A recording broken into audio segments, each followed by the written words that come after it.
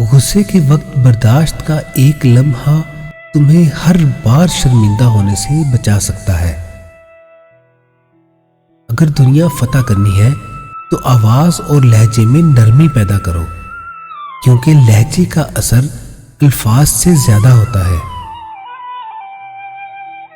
हमें जिस सबक को पढ़ने की सबसे ज्यादा जरूरत है वो इंसानियत का सबक है।